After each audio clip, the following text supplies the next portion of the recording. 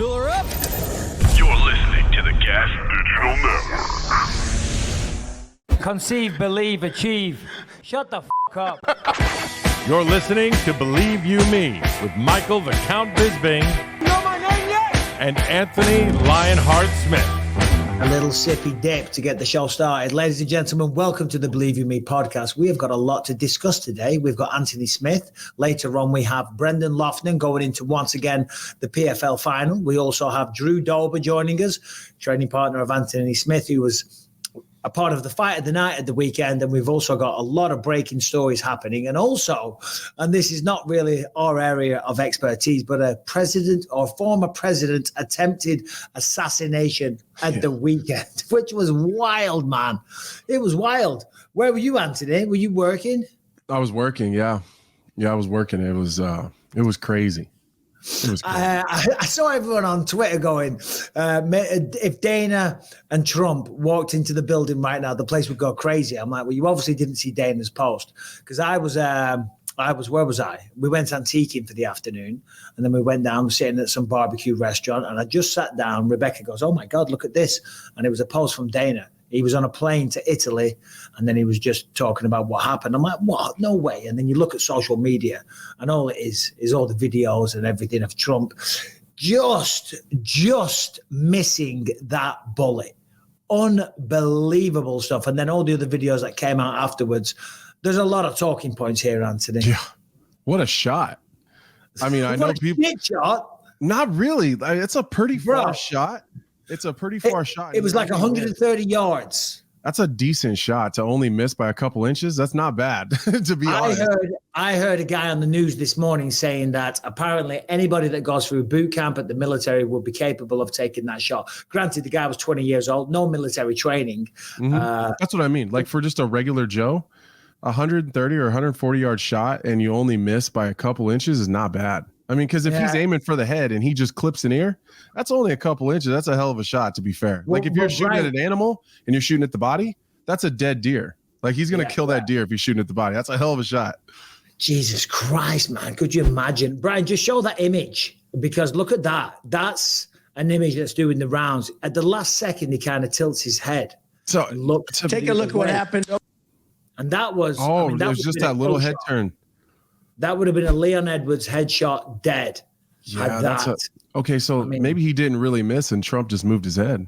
That's a hell of a shot either way. Good for, that's what happened. Jesus. Oh my gosh. Yeah. That's insane. Give me, there we go. We're back on. It's really sad because, number one, an innocent guy, a father of multiple girls, I think, a fireman, he died by jumped on his family straight away to protect them. The guy's dead. I saw that video of the guy with like the Trump hat on saying, he was talking, I think it was BBC or something. I just saw it online and he was like, oh yeah, we saw him shoot. And they said, then what happened? Oh, he got his head blown off. And they were like, oh, careful what you say. He said, well, that's what happened. He got his head blown off, so he's dead.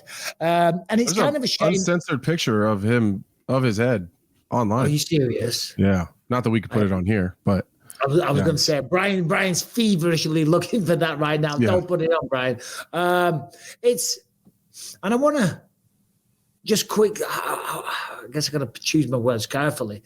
This young man, 20 years old, what is going through this dude's mind? Do you know what I mean? That he thinks he's going to go up there with a rifle, get on a rooftop, not far away, and blow his brains out. And I've seen a lot of social media videos about how the mainstream media has been poisoning people about Trump and all the rest of it. Mm-hmm. And we know he's a very divisive or polarizing figure, to say the least. Yeah. One side absolutely loves him. The other side absolutely hates him. But this narrative that they're pumping out there and brainwashing people to the point where young men like that feel so radicalized, they're going to take to a rooftop with a gun at a public event and risk their own life, because he would have known 100%. Yeah, no matter what you're getting, there's if you send one, there's 10 coming back your way for sure. Exactly. I mean, yeah, it's a really, really sad state of affairs, as was the security. Have you seen the videos? I mean, the fact that, number one, the fact that, because there's a video, in fact, Brian, play that video. Whilst Trump is talking, have you seen this, Anthony? Maybe. What is it? While Trump is talking, right? While he's talking, there's people pointing out, going, look, over there, there's a guy on the roof. I wouldn't even be doing this. I get some beautiful places to gorgeous ocean. Look, they're all pointing. The Atlantic, maybe the Pacific. Yeah, someone's on top of the roof. Look. There he is right there. Right there, see him? That's crazy. He's laying down. See him? Yeah, he's laying down. Instead, I'm here with you fighting cartel to get a sentence. What's happening? And to make sure we take back the White House, because if we do, we're going to make America better than ever before. We're going to make it. Yeah, look. There he is. Because we have millions of people in our country that shouldn't be here. Dangerous people. Criminals. We have criminals. We have drug dealers. We have people that should not be here. Right on the roof. It's much tougher than it happens. You went right on the roof with that. He was doing the job. That's crazy. So I watched a couple, I was like just watching these videos online and people trying to explain what they think happened. And there was a couple like videos that made it make a little more sense how it was way outside of the Secret Service's perimeter. Cause they always, apparently I learned all this yesterday and today, but apparently the Secret Service has like a perimeter that they control. And then outside of that, they work with like local law enforcement. Well, that building was outside of where the Secret Service, like outside of their perimeter, what they're worried about. And then there was a guy, one of the snipers had taken a picture from where he was laying, and he was pointing in the direction of where that guy was. The way it was, and like they explained with all the people, and there's everyone all over the place, and the little pin dot of where that guy was actually laying from where that sniper was so far away you could barely see it. That's why I thought it's such a crazy shot, because the snipers could barely see where he was, and there would have been nothing to draw his attention there immediately. And then that guy was still able to take a shot, which is, the whole thing's crazy. Yeah. And I can't believe the world that we live in. Like when we're like old, crusty old men and we got grandkids and stuff, like there's so many things that we've been living through that's going to be a part of American history. Whether it's the pandemic, whether it's the last election where there's all the crazy stuff, and then now an attempted assassination of a former president. There's just so many crazy things have happened in our lifetime. Yeah, no, it's definitely crazy. I guess just going back to what you said there, I guess that all depends on where you get your information. Because I saw conflicting information. You know, obviously you look on social media, then you go on the news, and of course the news are full of shit on both sides. You know, whether you're watching Fox News or CNN or BBC or Sky News. Depends on what channel you're on. Yeah, no, it does. It depends what channel you're on. And some of the channels that I watched were like, this is absolute nonsense. This is grade A horse shit that this was allowed to happen. Also, the reporting of it as well. I saw some headlines that played it down, or there was a disturbance. I saw one headline say, somebody loses their life after Trump tells everybody to fight. And I was like, what? Trump's incited a riot at his own event, but then you look at it and it's an assassination attempt. The way that they played it down on certain websites is just absolutely ridiculous. And I'll tell you, it is a failing. It's a failing from the Secret Service for sure, because Absolutely. I know you said there that 100% they couldn't see it. Well, no, I'm not saying 100%. I think it's just more difficult than maybe some people online are making it seem like it was. I don't know. Either way, somebody f***ed up, because there was when members of the audience are pointing it out. Right. A regular ass nerd crawled up on a roof and took a shot at a former president and almost finished the job. Like this wasn't like a secret. This wasn't some special ops movement where there's 25 guys moving in the dark of night with night vision on. And, you know, like it's just a 20-year-old douchebag that crawled up on a roof with a gun. Yeah. Yeah, exactly. And then it was like a comedy skit afterwards, right? The Secret Service agents, a lot of them were women. And then when they usher him off into the car, they didn't know what the hell they were doing. There's that one video of the woman trying to put a gun back in the holster or whatever, and looking all panicked and all the rest of it. And it's like, and I'll choose my words carefully when I say this, and this isn't a sexist thing or whatever, but I would assume that when you're in charge of protecting a former president and somebody that's running for president again, you would have people trained for the job. You would have people with military experience, people that have been in battle situations, scenarios, ground battle in places like Afghanistan and Iraq, and that have served active service. You know what I'm saying? I totally agree. Because that's not what that looked like to me. You know, those three girls panicking and all the rest of it. And they're way too small as well. Like, if you're in charge of protecting a former president, you would assume that they would be big, jacked, strong dudes, because this isn't a movie. In a movie, all well and good. You know what I mean? You can have a lead character out there that's really good at martial arts that can do a spinning kick and knock a dude out. Do you know what I mean? What if that's some crazy guys running at him with a knife or whatever, and their gun jams because she can't get it out of the thing, and it comes down to good old-fashioned wrestling, you know, fisticuffs, and she's like, oh shit, you know, I'm gonna lose this. Appropriate people to protect someone like that. I just thought those choices were a little odd. No, I don't disagree. I think that you have to. I'm going to go out on a limb here because I don't know for sure, but I would imagine that if they're not already military trained veterans, it's probably the first time they've heard a gunshot in a real live situation where someone's being shot at that they're supposed to protect. Also, the last time there was a attempted assassination or any kind of assassination was like 1981. A lot of those people weren't even alive. So it's probably weird to continue to train for something it hasn't happened in your lifetime. So I'm sure it's a panic freak out situation. I will give them credit though. The second that the gunshots started firing and they realized what it was, I always have so much respect for someone that will throw themselves over someone else. Like, of course I'll jump on my own family and my friends, but like, to just your job as a career is to jump in front of a bullet for somebody else. That's insane. That's ridiculous. It's heroic. It really is. In the perfect sense of the word, you're putting somebody else before you, you know, your well-being, your life, for crying out loud. But the reaction of a lot of people in the crowd, they were not phased. You see them all like, let's go Trump. If that was me, I'd be like, we're out of here right now. Get down low, run out. Rebecca, what the f*** are you doing? Put the phone down. Lucas, come on, let's go. Get off TikTok. I'm going to stop swearing so much. I know what I mean? I'm trying to too. It's a new mandate. We got to slow down on the F's and Jeffs. But they just all stood there filming on the phones and stuff and chanting. You know, I mean, the snipers are so fast though. Like, that's so impressive to me. Like, to identify where the threat was coming from, make steady yourself, make a clean shot in just a matter of a few seconds. Those guys are savages. They are savages. But they sit around. I think that's the difference. Like, I think I watch a lot of documentaries, and snipers are like a different breed. Like, people like the Secret Service are just hoping and praying that nothing bad happens. Like, let's not get ourselves in a bad situation here. We got to, cross our T's, dot our I's, make sure everything's safe, and hope nothing happens. Snipers are the totally opposite.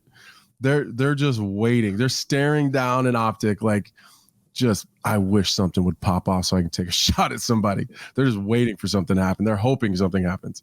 That's what my dad was. He was a sniper in the army. And the training that goes into that stuff is insane. You know, he had to like camp. I'm butchering this, but he had to go from one target to another target over a course of however many days without being spotted, and then just rest there for days and have a clear shot and all the rest of it. It's a very, very taxing and troublesome and very, very tough training scenario that he had to go through. He talked about it with me and Lewis on the podcast years ago. I can't remember the details. My dad goes on about his army stories all the time, and my brain switches off. Anytime we're in a car, it's like, well, when I was in the army, and then off we go. And I'm like, oh, God, damn, we've heard this a million times. Here we go again. Brian and Harrington, I'm interested to hear your take on this, please. Certainly Brian's, of course. Like I said, I don't think you can attribute to malice what you could attribute to incompetence, right? Like, there's a lot of this stuff going on here with kind of DEI hiring or whatever. It feels like the wage gap. Oh God. No, the wage gap. I'm just saying, like, that's the kind of it could be that it could have been set up, but until we get more information. So you think they might just be bad at their jobs? Everybody's just worse at their jobs today than they were 25 years ago. It's something that's wrong with America in general, I feel like. But Well, I'm pretty happy that my commentating, I'm pretty good, compared to 25 years ago. Well, I feel we've got way better. It's a you're joke. British, man. You know? Yeah. It's different. There was a lot of incompetence, that's for sure. I don't believe personally, and I don't know any of the details. I wouldn't say it was an inside job. I see Twitter going crazy about all that kind of stuff. I was definitely, an assassination attempt and an inside job, and they all knew about it and all the rest of it. I don't buy into any of that stuff. I just think there's crazy people out there that are getting radicalized by reading and hearing and watching a lot of misinformation, and they take it too far, then they disappear down whatever internet rabbit holes, and they get further and further radicalized. And the Secret Service 100% did the correct thing in terminating that guy. But it's an absolute shame that in the first place, a 20-year-old kid felt that he had to take that kind of action. The fact that he was so mentally disturbed to do that, it's a sad state of affairs. It really is. The media does have something to do with that. People have been talking about how Trump is literally Hitler for 5 years. You know what I mean? Like that way kind longer. Yeah, this kind of rhetoric is really dangerous to the health of people who are not mentally equipped to handle this stuff, Agreed. I totally agree. I saw like a collage, or what do you call it? Like a reel. A montage. There you go. Thank you very much. Montage, collage, they all rhyme. I saw like a bunch of different news outlets, accusing Trump of being this and that and inciting violence and hatred against him, and then it's not surprising that young guys like this, herringbone, take of the year, give it to me. Dude, the biggest takeaway from this for me was every time I mentioned this to Alex, every time we talked about it, I kept saying, like, I can't believe they shot the president. And she had to remind me, like, he's the Republican nominee. He's not the president. And I just processed, Trump's my president. Like, in that moment, I realized, like, I don't care what you say, dude. That's my president. And my president got shot over the weekend. Harrington's take is to give misinformation about who is the sitting president. Out of all of his bad takes, it's not the worst one. I spent all weekend telling everybody that someone tried to shoot my dad. Oh, Jesus Christ. Well, I tell you what, it made the news a bit more enjoyable. Not enjoyable, I shouldn't say that, but just like it was interesting.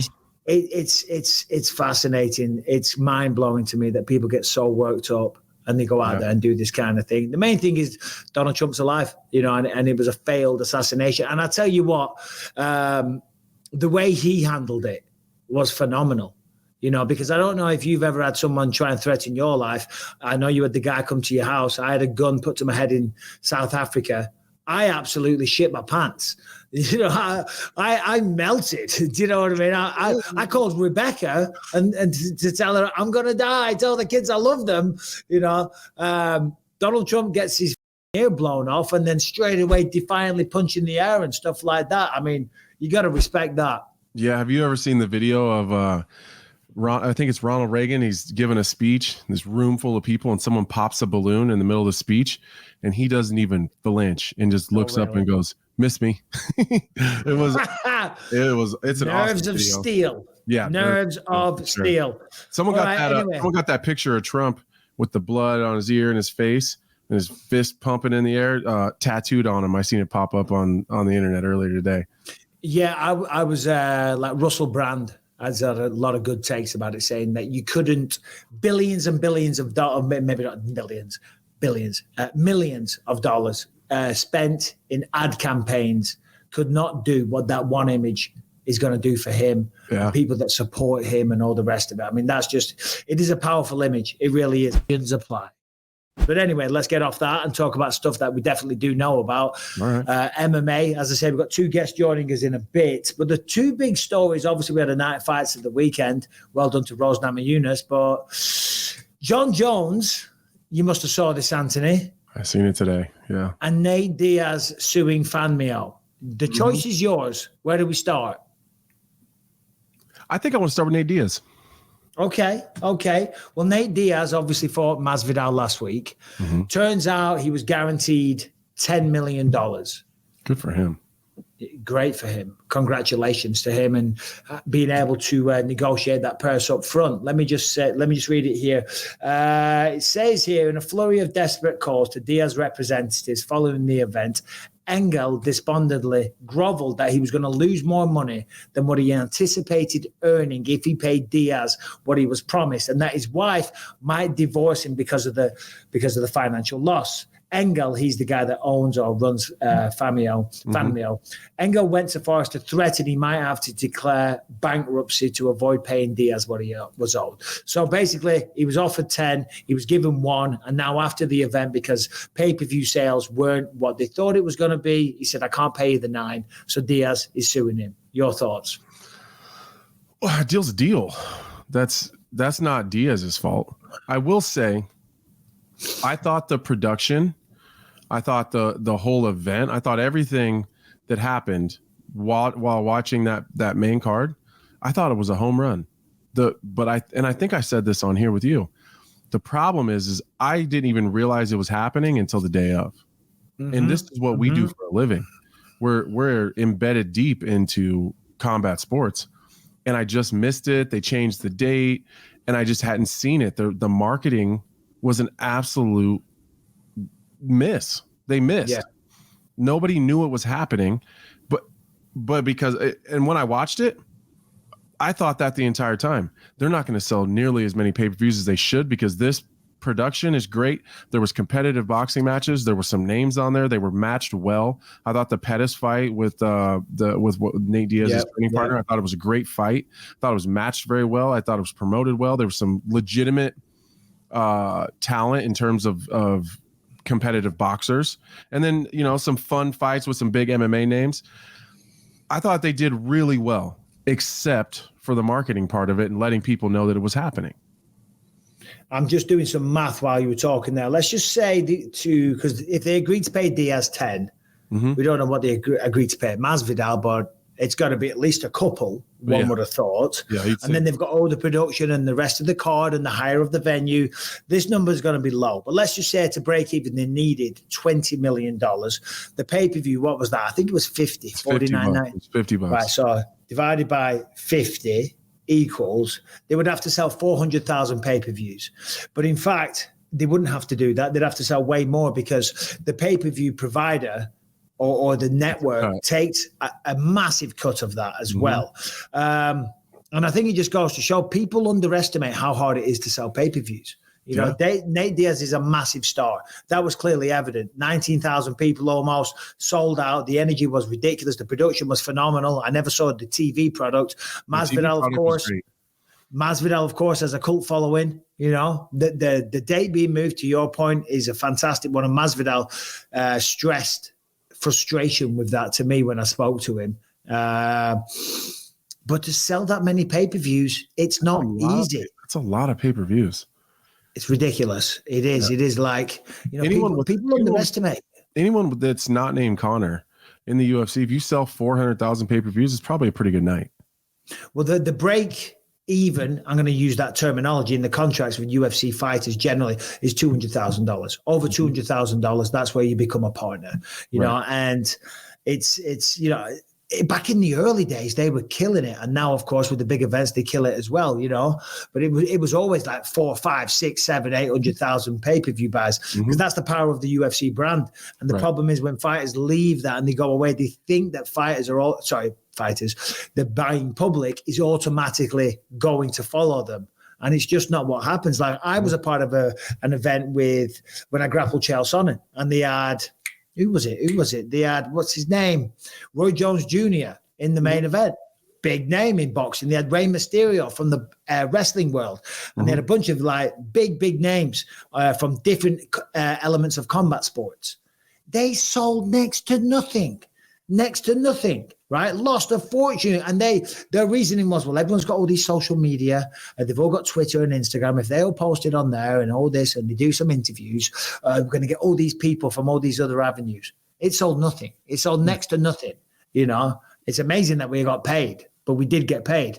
And I think that's the shitty part. Like if you make a deal, that's the deal. You owe Nate Diaz $10 million. And honestly, I don't understand why people always want everything to be a home run right away. If you put on this great event, maybe you're going to lose some money in the process. But for anybody like me, I'm sitting here telling everybody, I would if that same promoter puts on another event, it almost wouldn't matter who's on it. I'll probably get it because it was done so well. Boxing moves a little slow, so the pacing of the fights was a little slow. It was a little late, but other than that, it was fun to watch. There was good interviews in between. There was a lot of celebrities there. The production value was cool. I would probably buy another event, and I would tell people like, "Oh yeah, you should watch those fights. It's actually a pretty good show." Like maybe you make money later on, and you throw an event that is a lot cheaper. You don't have an Diaz versus Masvidal on there, and then you make money down the road. But to be honest, you're absolutely. If you bankrupt yourself, that's a problem. Well, they messed up by offering Diaz $10 million. If he's got that in writing on contract, which I'm assuming he has, then that's why he's suing them. Then, of course, he's well within his rights to sue them 100%. I kind of feel for the guy. Obviously, he got a little carried away in the hype and the momentum. And obviously, he's a major Diaz fan and he feels the fan base that he has. But it doesn't translate. Certainly in modern day and age when people are all bloody illegally streaming that stuff as well. It was hard too to buy it. Like it wasn't an easy, like I'm a push button person. Like I'll almost buy anything if I think it can be a little bit interesting. I'll almost buy anything if it's just really quick. If I got to like figure something out and create an account and like log into something, I got to flash it over here. Like, if I wasn't such a big Nate Diaz and Masvidal fan and really wanted to see it so we could talk about it on here and have educated conversations about it, I might have said, forget it. I'm out of here. Yeah. Because it was a pain in the ass. Let me ask you this. Yes, sir. You launch a business. Mm-hmm. You're doing a one-off event and afterwards you say, shit, babe, I owe Nate Diaz $9 million. He's suing me. We're going to get bankrupt. I mean, how's that conversation going down in your house? You'd be like, I told you. I told you so many times, do not do that. Because that's what my wife would do. She'd be like, I told you a million times, you dickhead. Yeah, that's how mine would go. I told you shouldn't have offered him $10 million. He'd have done it for $7. Yeah, no, he would have done it for $7, I reckon. Oh, God. He'd have done it for $5. He's going to have to go bankrupt. It's a shame, but that's what he's going to have to do. Which is kind of crappy for Diaz, too, because if he goes bankrupt, he gets nothing.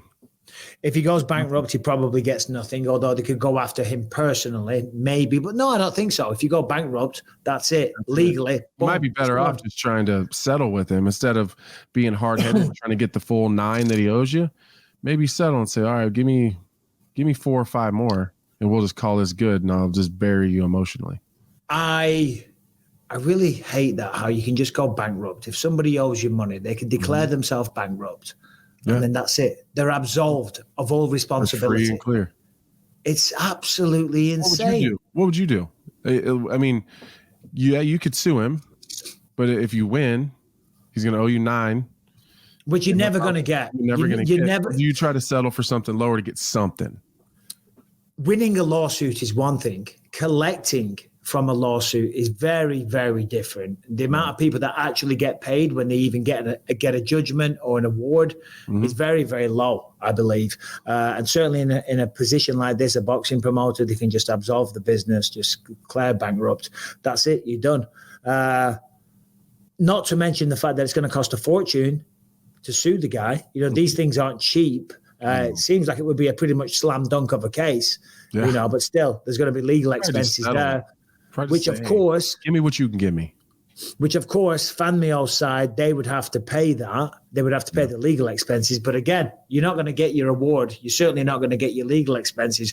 So it's a really shitty situation for Nate Diaz. He upheld his end of the bargain, did the training, sold the fight, went out there, competed, put on an absolute classic, and then doesn't get paid. Oh, that's got to be frustrating too, because he leaves the UFC, wants to get paid big money. He could have made that in the UFC. He could have made the $1 million in the UFC.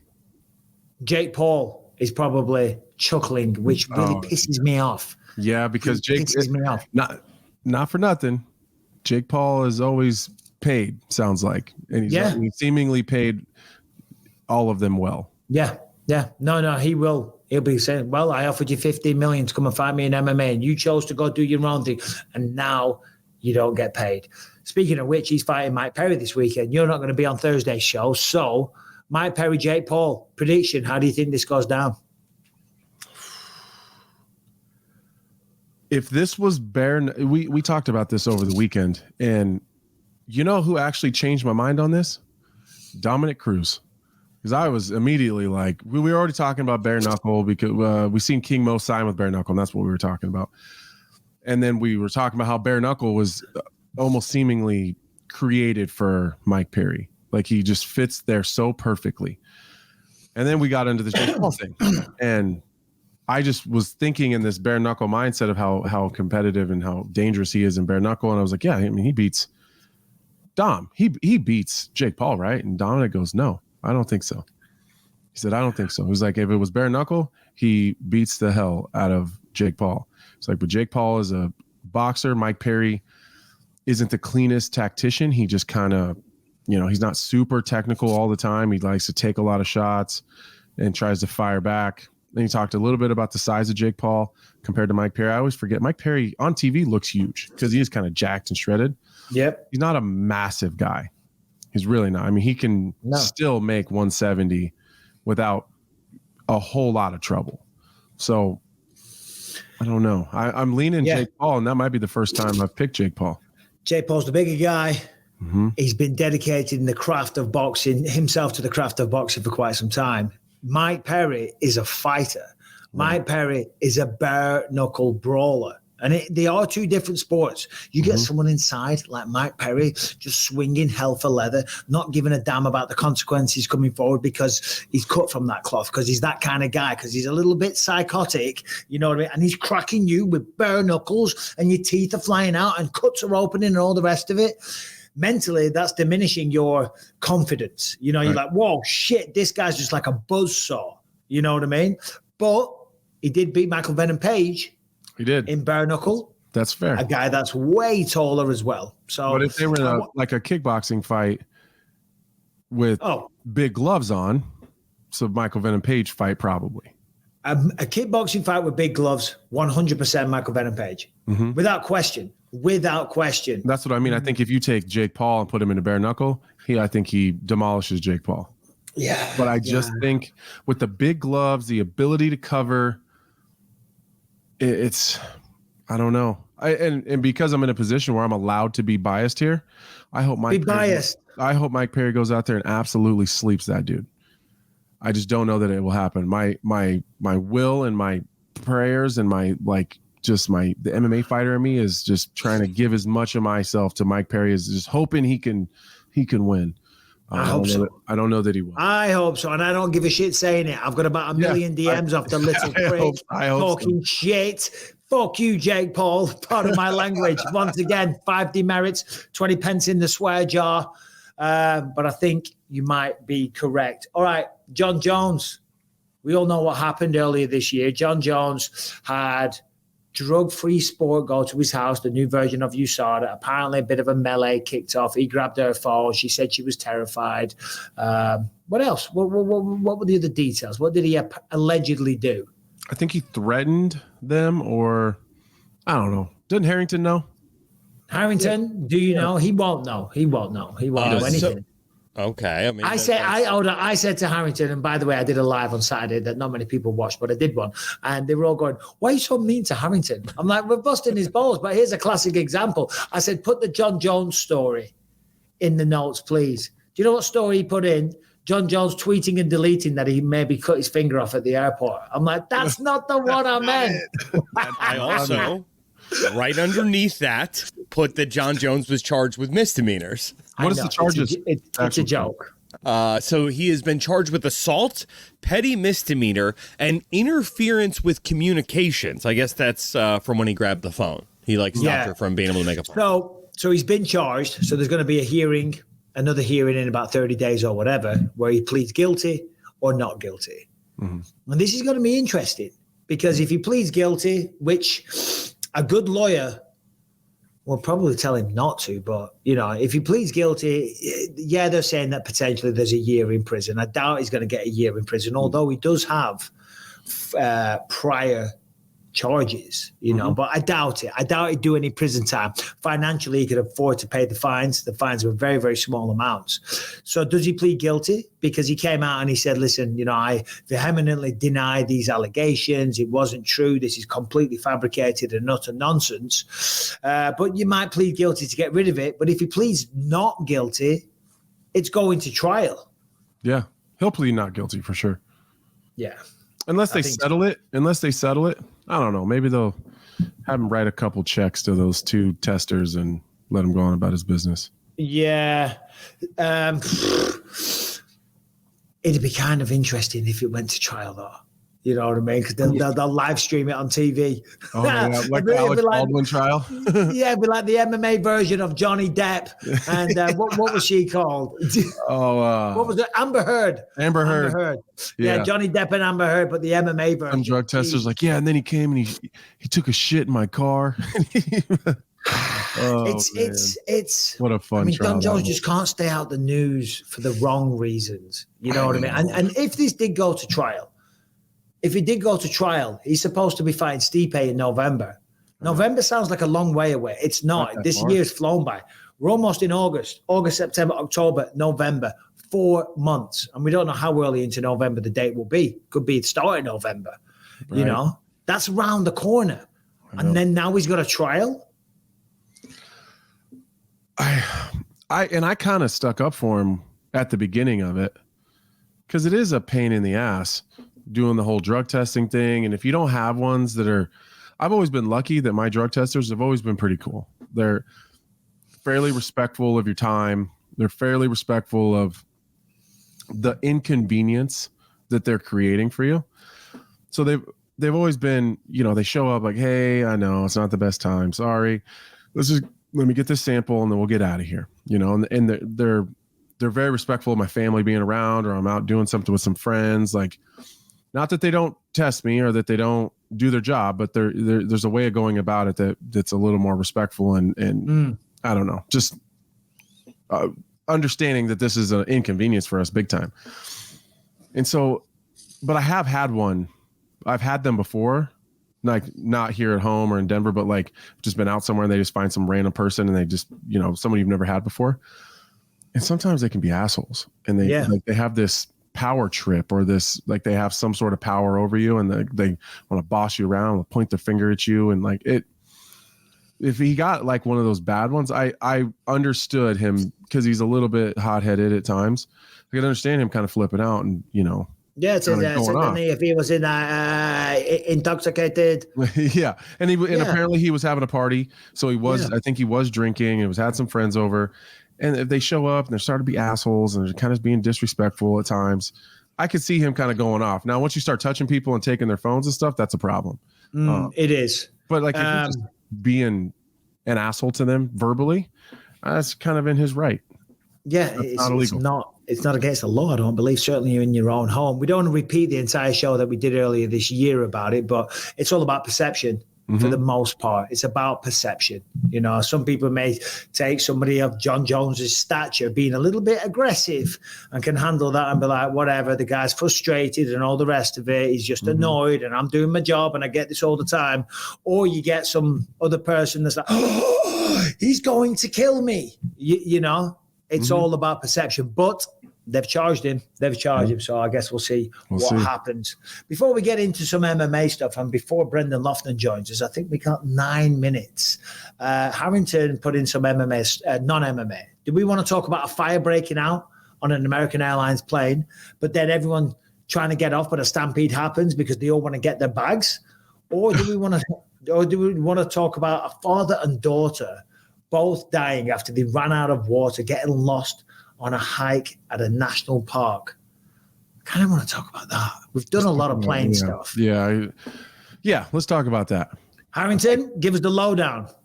Yes, I mean you kind of covered it in the breakdown there, but a father and daughter, I believe the father was 52, daughter was 23.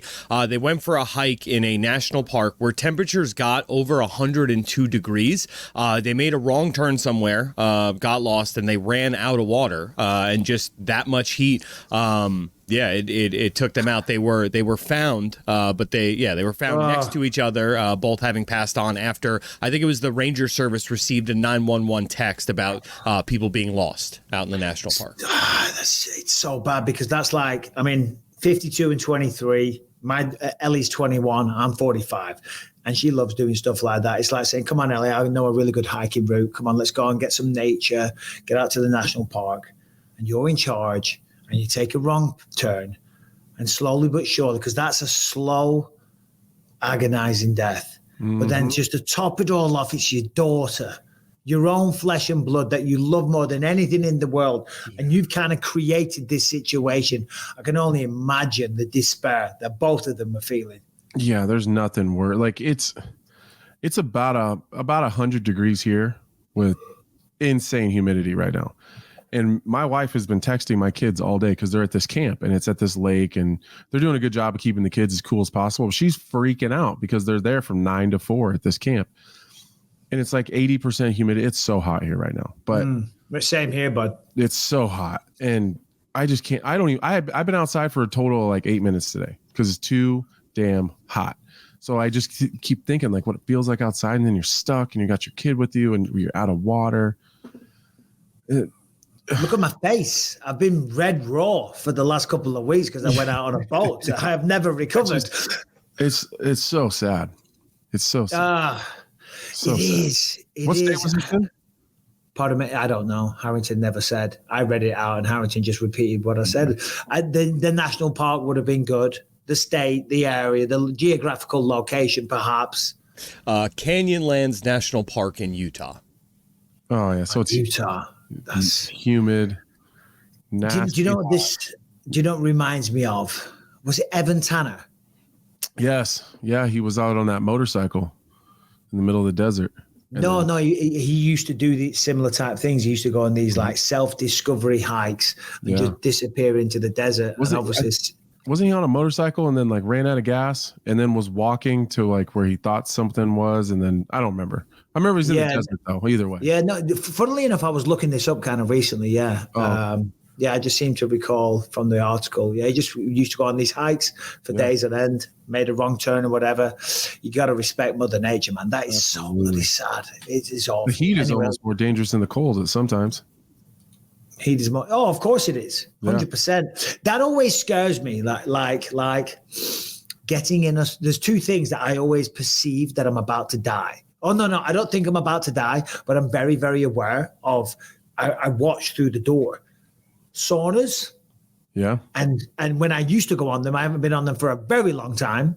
Sunbeds. When I lived in England, I had a fight coming up. I'd get a quick 9 minutes for £3. You know, I'd top the tan up, right? Yeah. If somebody fashioned a way to stop the sunbed thing from opening and you're trapped in there and they tied it up and they just kept putting pounds in the meter, do you know what I mean? That's an awful way to go. And I think it's from Lock, Stock and Two Smoking Barrels. There's a scene in there where Vinnie Jones is kind of torturing someone to get money out of them, and they're in the sunbed and in a sauna. Could you imagine you were trapped in the sauna? Because doors in saunas open outwards, right? They always open out, and something I'm like, falls in front of it. What if some little prick comes over and says, we've been looking for you, Bisping. We've got you. Sticks a broom handle through the handle, and you're in there. Let me out. Let me out. That freaks me out. No, I think there was a scene in like one of the Final Fantasies where there's a girl in like a tanning bed and something falls on it or some accident happens and it ends up cooking her like in the tanning bed. I don't ever think I've never thought it in. I used to use tanning beds, but I never thought about it in there. But definitely in saunas. Definitely. Did you just laugh? What are you laughing I did. Why's that so funny? I don't know. I don't know. Yeah, I know exactly why you're laughing. I don't know why I'm laughing. Oh, okay, dear. I know I'm half black, but in the wintertime I get mighty pale. Okay, hey, I get a you're little bit pale. Me, Anthony. Jesus, that is why I laughed. Yeah, yeah, I know. I figured. I didn't want to say. How long would you go in the sunbed for? Like 12 minutes. Yeah, 12 minutes at a time. Not too long. They're still all the rage in the UK. Do a lot of people use them out here? Because I live in California. I don't see them around California. But in the north of England, they're everywhere. And you can tell them, like girls from Liverpool, or when you come out to Manchester, you'll see, if you go into like a nice place with a few girls around at night, they're bright orange. They're bright orange, loads of makeup on, tiny little mini skirts, right? It's a good look. And long hair extensions, they're dolled up to the absolute max, but they are nuclear bright orange. Like Trump orange. Oh, Trumpier than the orange. I'm telling you, they are brown orange. I don't know about the entire United States, but definitely in the Midwest, they're pretty big in their own town. There we go. It is Brendan Loughnane. He'll be able to chime in on this one. Are we getting on? I'm good, mate. I'm good. Hey, Brendan, I was just saying, like, if you go on a night out in Liverpool or Manchester, the amount of birds that are going to be like bright orange from the sunbeds. Oh, yeah. Oh, yeah, mate. Like pumpkins, a lot of them. Yeah, like pumpkins. There you go. But just steady yourself there, Brendan Loughnane. Let me get you set. Do you like a little... There we go. There you go. Perfect. Do you like a little go? And we were just saying, like, before a fight, I used to like go in the sunbeds, and Anthony also did that. What about you, Brendan? Come on, don't lie. I'm not really a sunbed guy. I'm out there, I'd be honest with you, Mike. That's not my thing. I'll be honest. Oh, you're full of shit. You're from Manchester. Mate, if I was on the sunbed, I'd say it's just not my thing. Other things maybe, but definitely not the sunbed. Just real quick, one last thing on that. When I was training with George St. Pierre, 2006, I spent an entire summer with him. And a few days before my fight, he hands me some fake tan. He said, Michael, I suggest you put that on before you fight. And I did. In the Ultimate Fighter 3 finale, I'm kind of a nice orange, and that's because of George St. Pierre giving me some fake tan. But there you go. Anyway. Wow. Imagine being in Manchester and telling your mate I'm going to stick some fake tan on for my fight. Are you all right, man? I'm getting to my training partner, so just rub me up there. You missed a bit down now. Can you get my back? Yeah. Brendan, what's going on, man? Lads, I'm just here, still fighting, still going mad, still about to win another £1 million. It's a good time to be Brendan right now. Anthony, did you see his last performance by any chance? I don't. Who was it against? When's the last time he fought? A few weeks ago. Oh, no, I missed it. No, I missed it. Mate, smoked him. Nice. Beautiful. Once again. Incredible. Listen, he kept dipping the head, giving me the old dip off the jab. I thought, woof. And then I was like, surely he's not going to dip into my knee. So I faked the jab, and he went like that. Oh, bang. Man. Yeah. I love that. Yeah. It was a gift. It was a gift, that one. Okay. So you go and you win another $1 million. What are you doing with all this money? Are you just investing it? Are you partying? What are we doing with this money? I'm having a good go at partying, but you have to rein it in. You get a week off, and that's about it. So I'm investing it. I've got properties in Dubai now, multiple. I own my mum's now. I've got a few other little things ongoing. But I'll be honest with you, it's really difficult to get anything done in between these fights because it's a 6 to 8 week turnaround. Mm-hmm. You ain't got time to breathe. I'm like flying from fight to fight, and when you land, you get a week off. That week off is just, I'm happy to just not be in the gym and switch my phone off. I've got time to think about any investments or anything. And then before you know it, you're back in camp on Monday morning, and then you're back in the fight, you're weight cutting. It's, it's not for everyone, this tournament. It's a 7-month slog. It really is. And it's a marathon, not a sprint. But it's my 4th one now. So I feel like I just know what I'm doing with it. How many more? Sorry, Mike. How many more tournaments do you think you can do? Like, as you continue to get more experience, and I mean, it happens to us all. You're going to get a little bit older, and it's going to be harder on your body. How many more times do you think you can do those? Well, I'll be honest with you. I really, really didn't want to do this year. I was like, I'm not doing it again. I said to the manager, don't even phone me about that tournament again. I'm not interested. And then obviously they bought Bellator. And then things spiced up a bit with that. And then, now that they've merged, they're doing PFL Bellator fights. Mm-hmm. So I was just thinking, I'll get into like maybe fight a Pitbull or someone and like do a little crossover one. And then they came on the phone and they said, listen, Brendan, you're making good wages with us. And the only way we can guarantee them purses is if you go into the tournament. We can't guarantee your fights outside of the tournament. Maybe we're doing one England show in September, and this was like back in December, and I was like, wait, so I'm going to be on the shelf till September? And then they literally said to me, like, you know, you've got 24 hours to let us know, or we're going to replace you in the tournament. And then that was a sleepless night. Let me tell you, I was like, am I really committing to this again, this madness? And then here I am, halfway through it. I'm ready to go again. How many more fights until you win? If all goes to plan. Two more. So you're 2 fights away from another $1 million. So it's a good time for Brendan Loughnane. Let me just ask. So the $1 million, you win the tournament, you get that. The fights, and I think I've asked you this before, so I apologize, but the fights that you have leading up to the finale, you get paid for those, correct? Yeah. But does that come off the $1 million? No. It's right. We renegotiated it really good. Like I say, I've been here 5 years now. Shout out to Malky Kaur on the negotiations, because he was like, listen. So you get three very well paid fights, two, and then you get to the final, and then you get $1 million for that one, or do you get 3 fights and $1 million? It's 4 fights total. The first 2 are win and loss purses, so you know, half if you win, full if you win, half if you lose, and then when it gets to the semis, that comes off the $1 million. So let's say, let's say you make 200 and then 800. So it's like a combined. Amazing. Congrats, Brendan, because you absolutely that's incredible. And every time I see you fight, mate, you just get better and better. Better and better and better. And I know you're not going to want to even answer this because you're clearly one of the best guys in your weight class on the planet, mate. And I'm not just saying that. Your takedown defense is phenomenal. Your striking's absolutely deadly. Your timing's perfect. You know, outside of the PFL, you know, I mean, you got UFC Manchester coming your way soon. Do you know what I mean? Is there a little part of you, and I don't expect you to talk shit about PFL because they're looking after you. Is there a little bit of you that's like, oh, I wish I was on that card? Mate, I was there till 6 a.m. watching you, lad, down the road. Do you know what I mean? Listen, it's on in 2 weeks, less than 2 weeks away now. Will you be here for that, by the way? Mate, come on, try and keep me away, of course. Yeah. One of them ones, right? So, listen. No, I'm working the event, not coming out on a mad one. I know that. Well, I mean, hey, I'm only there Tuesday and Wednesday, so I'm not calling the fight. So you need to take somebody out. Oh, okay. I'll be around. You don't want to go out with Brendan. You don't want to go out with Brendan. Listen. Yeah, he's in camp though. He's in camp. It seems like it'd be safer. Brendan's a bad person. Wait. He says you. I wasn't going to go into any details here, Brendan. Brendan's a nightmare. We'll leave that there, all right?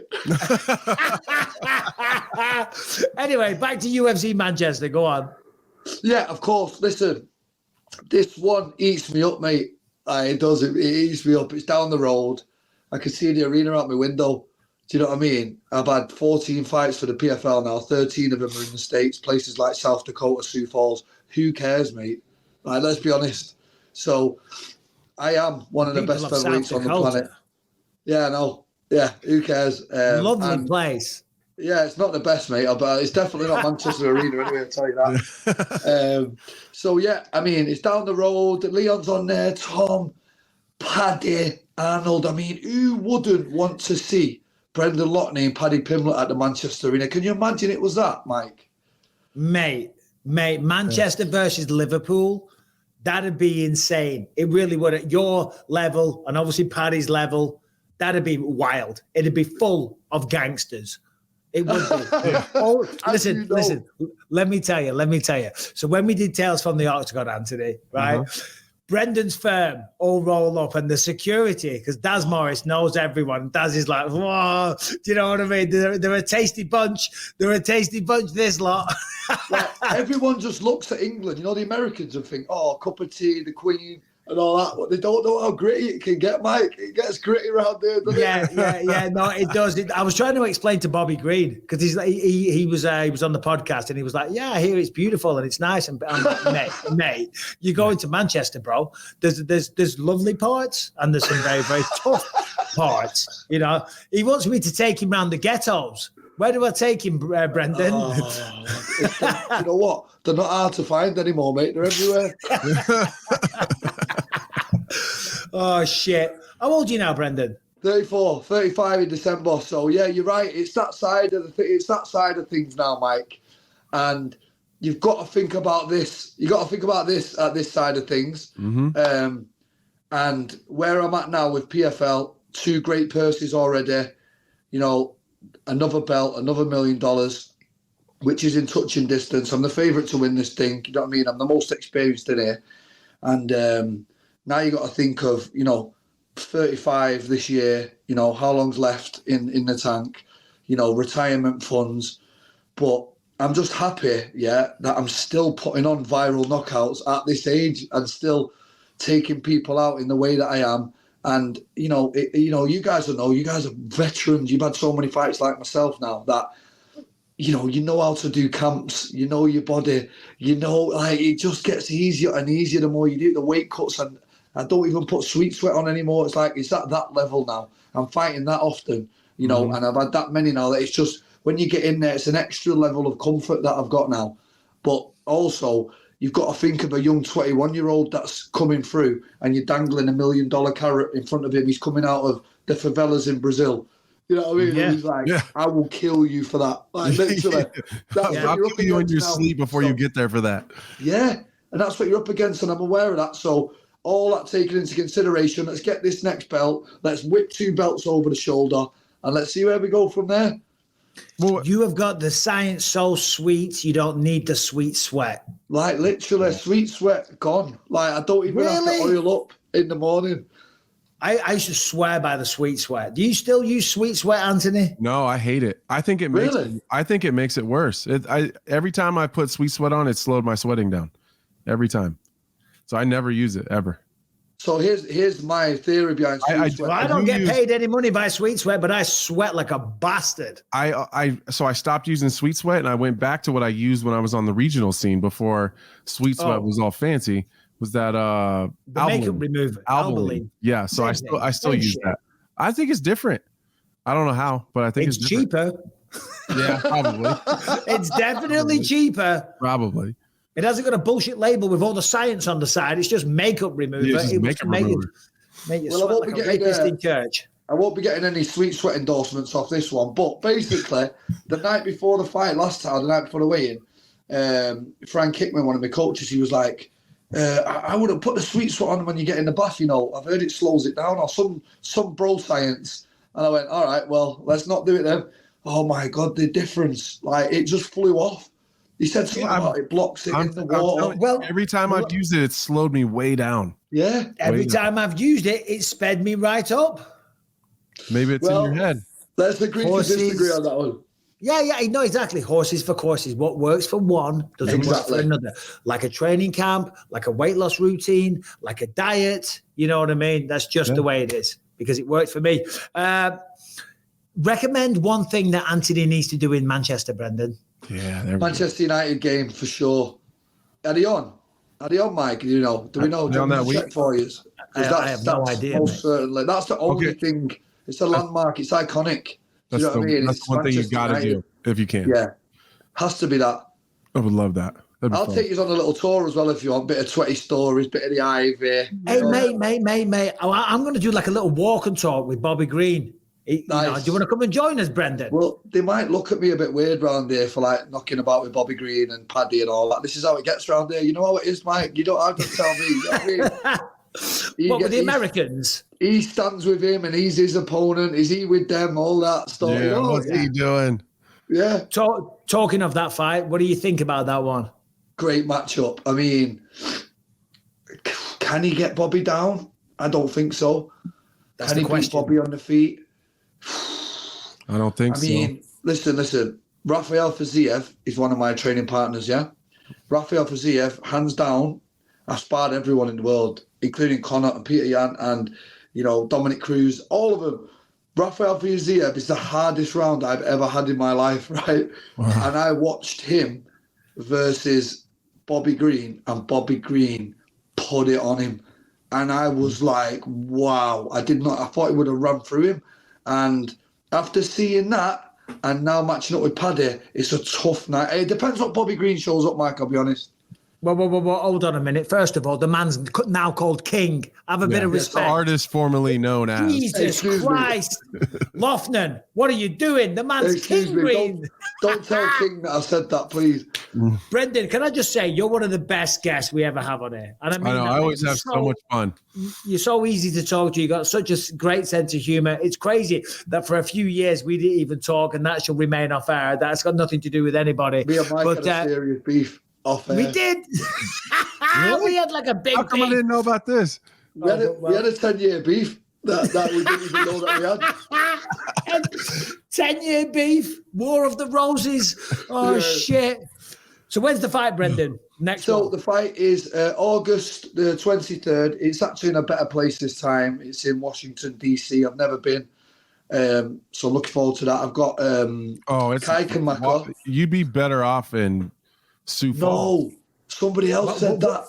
Washington DC sucks. There's like 2 cool things, and then the rest is, I don't know, the ghettos of Manchester. Brendan, probably. Brendan, I'm sure you want to go around and view all the government buildings and take pictures and stuff, right? Yeah, that's cool. Yeah, well, and the Congress and stuff. Is that even there? Is that in DC? There's some political landmarks that are there, but everything else is kind of shit. Brendan loves American politics and the architecture involved. You'll have a great time. Did you not know? It's my absolute favorite. I had a great time in Sioux Falls. It's so much fun. So much fun. Well, that place, man. Have you been there, guys, by the way? Sioux Falls? No.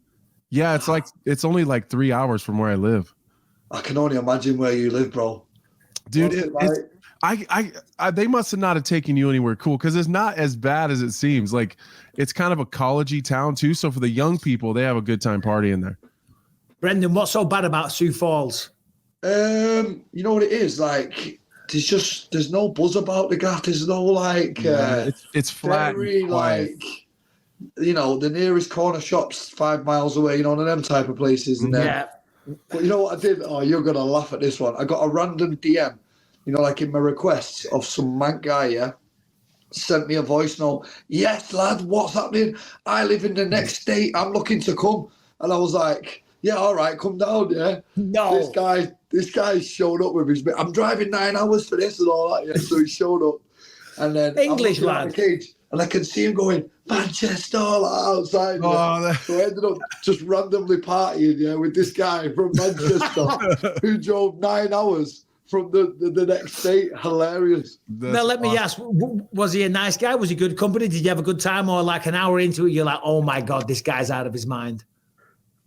And I know you don't want to say anything because he might watch this. No, he's going to watch it, but I'm going to be honest, lad, he was annoying. I'll be honest,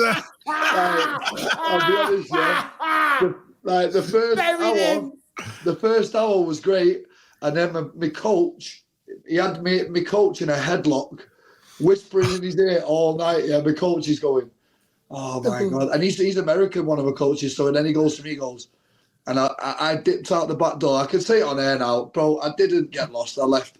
And I dipped out, and then you did the Irish goodbye. I texted the coach and said, bro, meet me outside. I've got us a taxi. And he said, oh, I'm just going to the toilet. It was one of them ones. And just left. I don't like doing that, but it got like that. Oh, you got to respect the honesty. We've all been there. I love that you just finally said it out loud, because he's definitely going to watch this. I've been holding that, bro, but, I did give you a good hour of my time. Yeah, which is great, which is nice. You know what I mean? Like, you don't owe this guy your life. You know what I'm saying? I mean, this is a guy that randomly messaged me, ended up in my hotel room on the beers, like, he got the full experience. Like, of course he did. Of course he did. And he's got some great stories out of it. And some great memories. He's probably been telling all his friends how close you guys are. Wait till they all see this. Yeah. No, that was great. You don't owe him your entire life. Fair play. Right, Brendan, we're going to wrap this one up. Manchester, mate. I get in Monday, I think, something like that. I'll be in touch. Perfect. Yeah, do. All right, I'll see you over here then. Oh. What's going on with Darren Till? What's the latest? I was with him yesterday, actually. What's he saying? He's had some updates. Obviously, it's not my place to say them, but positive ones, Mike. I'll make sure, obviously, when you're here, we all meet up, and then he can tell you the news and that. But good ones. Well, do me a favor. Send him a message from me. Go on. Tell him to stop being a knobhead and get on the podcast. Because I messaged him a couple of times. Has he not been on? He said he'll come on. He said, yeah, sweet lad. And then ghost, silence. He's a dickhead. Is that what he's doing? I thought we were all mates. So did I. I cried myself to sleep last night. Wow, Darren Till. He's that guy now, is he? He's big time now. He's a big influencer in the boxing world. You know what I mean? But no, this next one, tasty matchup.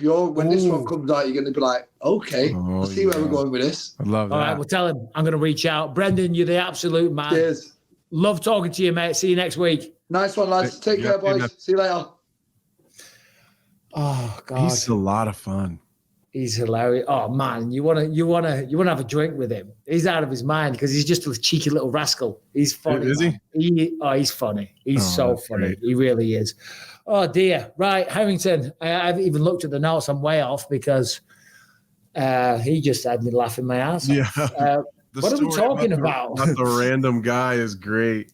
Well, because I've done that. I've spent time with people that I don't know because, you want to be that person. You want to be giving. You want to be appreciative of your support. So you do that. And then there's been times where you're like, okay, right. Well, all right. I'm going to get going. Magomed Ankalaev says that he is in negotiations with the UFC for a title fight against Alex Pereira, and the ball is in his court. It's in Pereira's court. Apparently so. Yeah, well, do we expect him not to take the fight? I don't expect him to not take the fight because I saw Pereira saying he did a thing on his YouTube channel and he said he doesn't want to fight Aspinall because he's only the interim champ. If he was to go to heavyweight, he would only want Jones, which makes sense. Totally. You're not going to choose the interim champ. But he did say, but he has work to do in his own division. And I really actually respect that because so many people instantly want to jump ship as champion and try and become the double champ. We've been through it before. There's no risk. You lose the fight, then you're still the champion of your division. The fight would be a super fight, so it would probably sell a lot of pay-per-views. You make tons of money, and it's a risk-free shake of the dice. Yeah. But he wants to stay in the light heavyweight division. Yeah, I respect that. And when we were on the desk this last weekend, we were kind of looking back at the event and his fight with Yuri and what we thought was going to be next. And that's kind of what I said was, I think even if he wanted to go to heavyweight right now, I don't think there's a big opportunity because it's a little bit of a log jam up there. We have Stipe versus John, then we got Aspinall versus Blades, and then whoever wins those two fights, those boys got to figure that out. So he doesn't want to sit on the sidelines waiting for all that to happen. And I think that what's going to continue to add respect for him is continue to chip away in your own division and take on the next comer, who I do think is Magomed Ankalaev. Well, it's without question Magomed Ankalaev, in my opinion. He's 37 years old also. Yeah. Now, granted, light heavyweight, they can go all much later in their careers, but 37, he doesn't have, too much longer left in this sport. Yeah, I wouldn't say he has 5 years left. He's probably got a good few years. Now, here's the question. Because listen, we all know the talk about Alex Pereira. We've all said it. You've said it. I've said it, right? He's a kickboxing phenom, right? Kamaru Usman came out last week and was like, I don't agree with him being on the pound for pound list. DC came back and said, you're wrong because he's winning. And he is winning, so he's earned that right and that spot. However, like you've said in the past, and like most people have alluded to, and it is a glaringly obvious fact, even though he has bucked the trend, he has defied the odds, he has beaten most people, everyone apart from Israel Adesanya, he's a kickboxer. Magomed Ankalaev is a very, very effective wrestler. This will be the one, if this fight materializes, which I fully expect it to, and I'm going to throw it to you in a second, this would be the fight, right? For everyone that said that, I'll take him down, I'll choke him out, all the rest of it. Look at Israel. Izzy's isn't a good grappler, and even he beat him in that kind of regard. Well, if he can go out there and beat Magomed Ankalaev, this would be the one to finally shut up any of those critics. Do you agree? 100% I agree. And I've been less bullish on the Ankalaev fight being as hard of a fight as a lot of people. I think 6 months ago, I thought the Ankalaev fight was harder. The longer that this goes, the closer I think the fight is in the wrestling area. Not that I think Alex is going to out-wrestle Ankalaev, but I think the more time he has, the harder it's going to be for Ankalaev to take him down. 6 months ago, I thought it was easier. But the more you see clips, I've been hearing some stories from behind the scenes that he's getting a lot better. He's been working on it, knowing that this Ankalaev matchup is coming down the pipe. I think with it, he's managing range better than even at 37. He's continually getting better, even at the stuff that he was already good at. Like if you kind of go back and watch some of the fights at 85, he was really reckless at times. He was kind of fought with his head over his knees, his head over his toes. He's defensively smarter. He's managing range and distance better. He seems more patient at this point in his career than he was at the beginning. Not that his career's been super long by any sense of the imagination, but if he continues to do the things and growing at the rate that he's growing at, I think it's going to be a very competitive fight. Well, Magomed Ankalaev says that he's going to knock him out. He said that he's not even going to stand. Sorry, he's not even going to shoot a double leg. He's going to knock him out. Now, fair play. Maybe he's high on his ability because he does have good striking.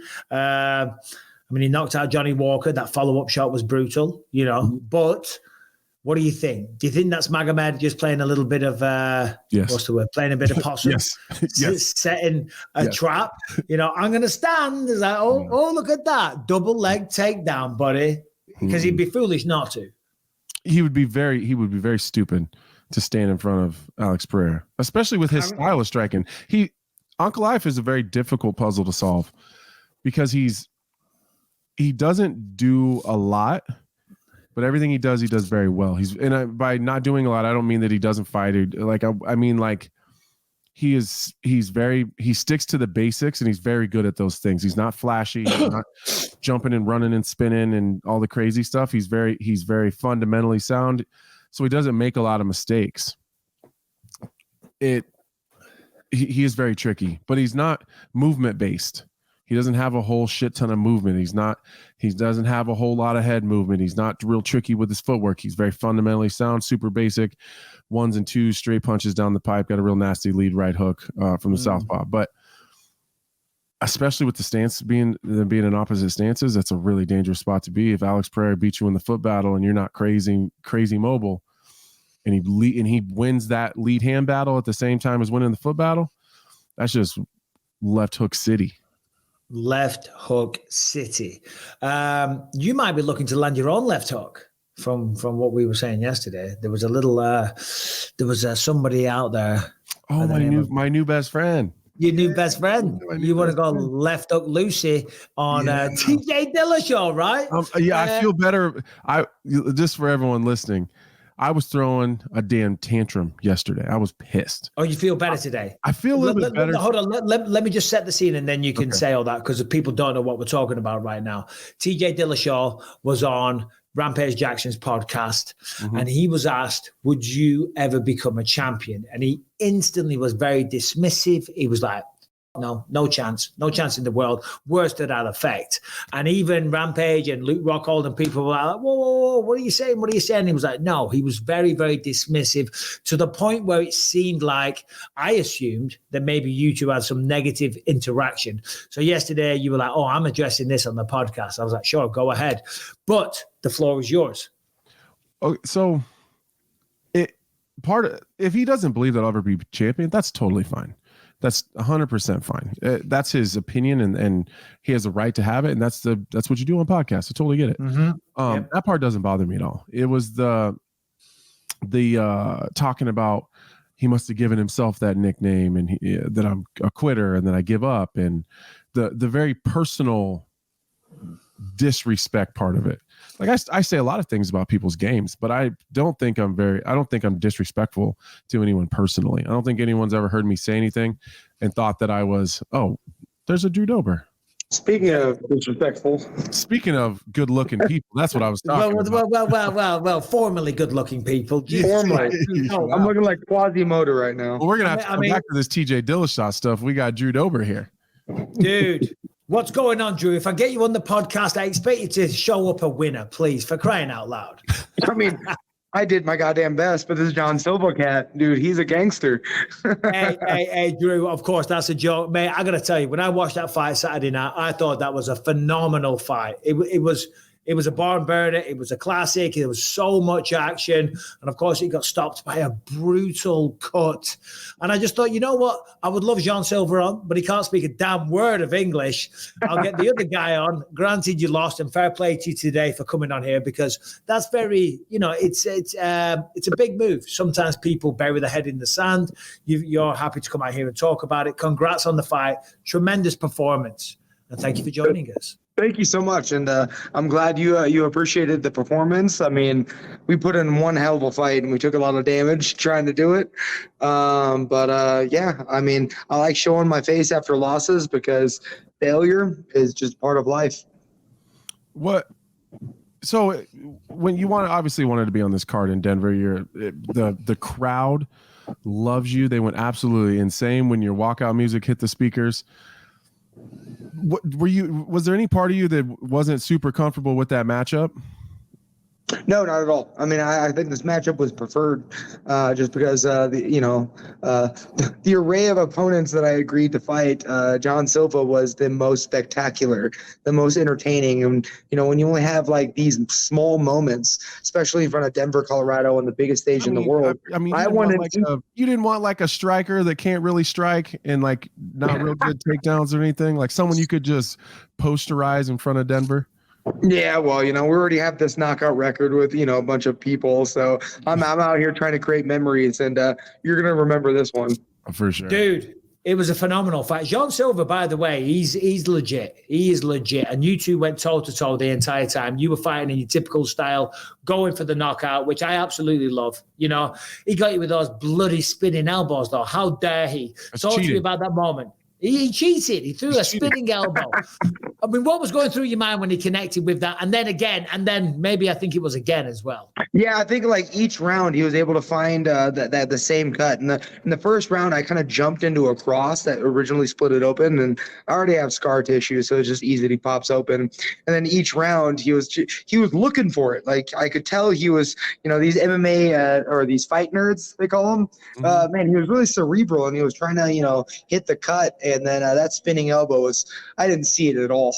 I mean, like he hit it, I chicken legged, and the round was over. And even in the corners, I was like, I don't know what hit me, So yeah, dude, these elbows are just super hard to see, especially that spin. But he's really athletic. He's very powerful, even though he's from 145. And yeah, I mean, I did my best, but man, he caught me by surprise, and my eyebrow was hanging on for dear life.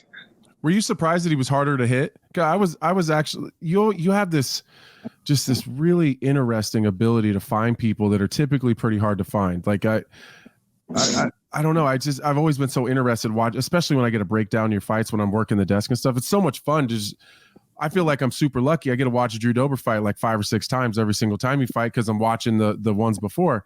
But you have this great ability to just find people that are typically hard to find. But it seemed like you were having a really tough time just like gauging your range and distance. Yeah. He had a fairly long reach for his size. Then he kind of like leans back a lot. And truthfully, after I rewatched the fight, the problems I was having is, I was fighting linear, and he was catching me on the way in. Mm-hmm. So, and he hits hard. And so it kind of disrupted me, like in the middle of my combination when like he tagged me a little bit and like, it doesn't tickle. And so, I mean, my biggest improvement from this fight is just trying to make sure I create more angles. Sorry, I'm sitting over here. I'm trying not to laugh. Anthony's like, I mean, come on, Anthony. He's like, I'm so lucky. I get to watch Drew Dober. I swear, it's one of my favorite times. Come on, bro. It's one of my favorite things to do. Like, I love watching like really good, like when I have someone that's really good on a card, like, and I know that we're going to talk about them, and you get to watch 5 or 6 of their fights. It's like I mean, you know how it is, Mike. Sometimes it's like watching goddamn grass grow, watching 5 or 6 of these guys fight. It sucks. No, it is certainly when you're watching a lot of fights that you've seen before, but you want to watch them again. And I know exactly what you're saying. When you're watching somebody as exciting as Drew, then of course it makes it pleasurable. I was doing a bit of a stream for your fight the other night, and I I said, well, number one, it was a tremendous fight. I said, number one. Number two, I'd be very surprised if you didn't get fight of the night. And I guess here's what I said, and I want to know if you agree with this. It's kind of a moral victory that it was stopped because of a cut, because as a fighter, last thing you want to do is get stopped. You don't want to get knocked out. You don't want to get submitted, but if the referee steps in and stops it because of a cut, and then you get fight of the night, granted, you didn't go home the winner, but it got stopped because of a cut and you got fight of the night. So it's kind of, there's some positives to take away. Would you agree with that? I highly agree. I mean, financially, the bonuses help out, and then just the positive feedback in the quality of the performance definitely makes losing a little bit more simple and easy to digest, and so I'm just enjoying the positive feedback and the fact that people seem to love the way I perform, and it's not a conscious thought when I enter there. I fight the way I want to fight, regardless of people's opinions of it, and I'm really glad that people really enjoy it. Now. As the hype fades and it's just statistically I lost this fight, now I need to get back on the horse and we got to improve, right? I'm fantastic every single time with heavy hands, but we got to bring more to the table than that now. Was there any part, like when did you know as soon as they stopped it to check the cut that they were going to stop it? I felt a crunch. Like when your eyebrow crunches, you're like, oh, it's not good. Yeah, and then the amount of, it wasn't sweat. So like the amount of liquid coming out. And so I'm like, yeah, as soon as her beam stepped in and called the doctor, and I was like, this is it. I know it. I can't see the cut, but were you having a tough time seeing? Yeah, from the first round, actually, when I jumped into a cross and he initiated the cut, I got like a little slight blurred vision on that side, but we were fighting through it. But every round, it just kept getting worse and worse. And so I think my vision was fine, but I understand the doctor's opinion. Yeah, it was probably the worst, one of the worst in recent memory. Anyway, certainly worse than, who was it that got stopped a couple of weeks ago? Was it Mayra Bueno Silva? Yeah. It was worse than that. It was tremendously worse.